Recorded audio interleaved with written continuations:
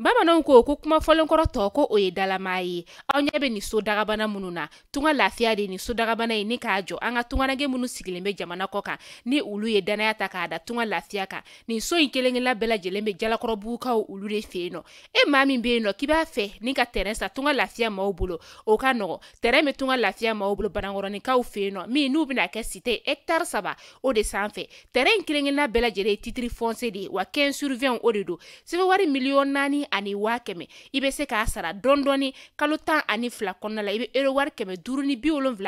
ni ka o bɔ walima kalo 18 i b'a sara dɔɔni euro wari 382 i bɛ o bɔ o bɛ bɛn kalo 18 ma a dɔgɔdɔgɔnin saralen kɔfɛ terrain ale bɛ k'i ta ye ne maa min y'a dɔn k'a fɔ ko sɛbɛn wari miliyɔn 4 ani 5000 bɛ i bolo yɔrɔnin kelen i bɛ se ka i ka wari sara terrain ale bɛ k'i ta ye aw maa minnu fana bɛ yen nɔ k'a fɔ aw tɔgɔla terrain bɛ aw bolo terrain ninnu papier ye titre foncier walima permis d'occuper o de do i b'a ta k'a di tunga lafiya maaw ma i n'a fɔ aw ɲɛ bɛ ja minnu na cogo min na u b'a jɔ ni ka a di ma ka sɔrɔ i ma tɔɔrɔ o tuma la tunganage minnu sigilen bɛ jamana kɔ kan tunga lafiya nana aw lafiyali o de kama walasa sojɔko la aw kana degun sɔrɔ cogoya min na ne mɔgɔ min bɛ fɛ ka kunnafoni wɛrɛ sɔrɔ sa o tuma la an wele an ka numéro whatsapp kan 00336 41 94 03 80 walima 00223 72 18 42 47 tunga lafiya maliyɛnden minnu sigilen bɛ jamana kɔ kan u bɛɛ lajɛlen kelen-kelenna bɛ se ka u ni kanso sɔrɔ ba maliba ale kɔnɔna la cogoya min na.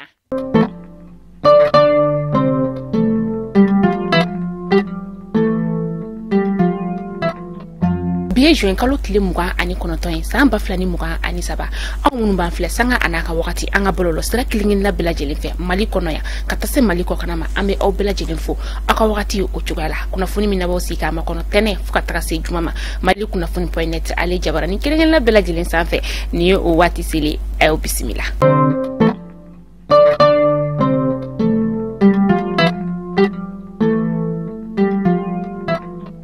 Kunnafoni daminɛla bi kunu juin kalo tile 28 san 2023 anw ka jamana o kɔnɔna la seliba kɔni ale ɲɛnamayala faraɲɔgɔnkan o kɛra alisalamɛ diinɛ tigilamaw olu fɛ an ka misiriba o kɔnɔna la yan nɔ Bamakɔ yan nɔ o de la sa fɛn min ye faraɲɔgɔnkan in kɔnɔna la seli ale tɛmɛna wagati min na maaw ye ka sagaw ni ka olu fara ɲɔgɔn kan misiri kɔnɔna la ka saga ninnu ni ka olu faga kɛlɛɲɔgɔnya ani bɛn sira fɛ sa seli yɛrɛ ale hinɛ kɔnɔna la sa maaw ye duwawu minnu kɛ o de ye bɛn ani basigi bɛ se ka na anw ka jamana o kɔnɔna cogoya min na duwawu fanba kɔni bolila o sira fɛ.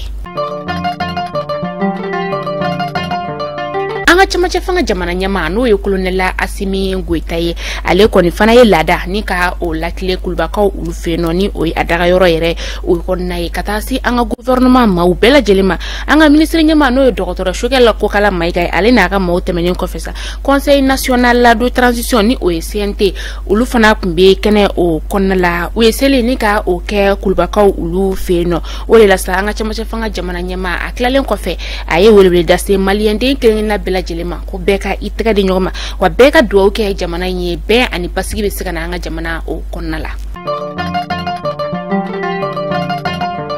Juin kalo tile 27 san 2023 douane o ɲɛma ni o ye inspecteur général Amadou Konate ale kɔni ye cikan bila k'a yira k'a fɔ ko an ka douane bɛ jamana kɔkana fan minnu na sa ko u kɔni ka MINUSMA ka minɛn fɛn fɛn kɔni tun ka kan ka na an ka jamana kɔnɔna la ko k'a bɛɛ jɔ fɔlɔ ko fo ka taa fɔ ko MINUSMA kɔni y'a ka minɛnw ta ka taa ka bɔ an ka jamana o kɔnɔna la.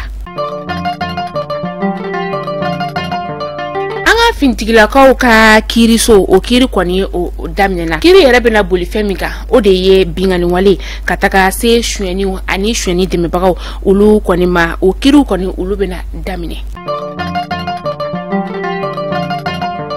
Nations Unies ale y'a yira k'a fɔ ko MINUSMA kɔni ka baara bɛ ban anw ka jamana kɔnɔna la juin kalo tile 30 o nata in na ko de la sa ko MINUSMA kɔni kan ka taga bɔ anw ka jamana o kɔnɔna la hali n'o y'a sɔrɔ dɔw yɛrɛ kɔni bɛ k'a yira k'a fɔ ko MINUSMA kan ka kalo 6 de kɛ ko yan'a ka taga bɔ Mali kɔnɔna la k'aw hakili jigin k'a fɔ ko MINUSMA kɔni bɛ anw ka jamana kɔnɔ kabini san 2013 o wagati o de la sa MINUSMA kɛlɛkɛcɛ 102 o de bɛ k'anw ka jamana o kɔnɔna la nɔ san kɔnɔ u ka musaka bɛ t'i jɔ dollar wari miliyari 1 ni murumuru 26. ministre min tun be no ni ale ɲɛsinen be courant ni sanu ni jiko koɲaw olu masa kabi o kɔni wulila ka bɔ a jɔyɔrɔ la maliyɛndenw yɛrɛ be ka ɲɔgɔn ɲininga ko kabi n'o kɔni taara sa ko kurantigɛ kɔni n'ale tɛ ka juguya ko foyi kɔni tɛ ka bɔ kurantigɛ la ko yala ko nafa yɛrɛ kɔni yera ministre yɛrɛ ale tali la wa. Shifinaka dɔ n'ale si bɛ t'i jɔ san 24 na ale su kɔni yera juin kalo tile 26 tɛmɛnen na fɛn min ye jida dɔ ye o jida yɛrɛ bɛ dugu min na sa o de ye Sankura ale bɛ Kokiri sigida o la Kokiri bɛ Masina o lamini na a yirala ka fɔ Seleburumaw fɛ ko nin kamalen yɛrɛ kɔni ale su yele marifakisɛ de kɔni o kɛra sababu ye ni ka a faga nka nin wagati in na sɛgɛsɛgɛli olu dayɛlɛla ka se k'a dɔn maa minnu kɛra nin kamalen ni ale sata ye.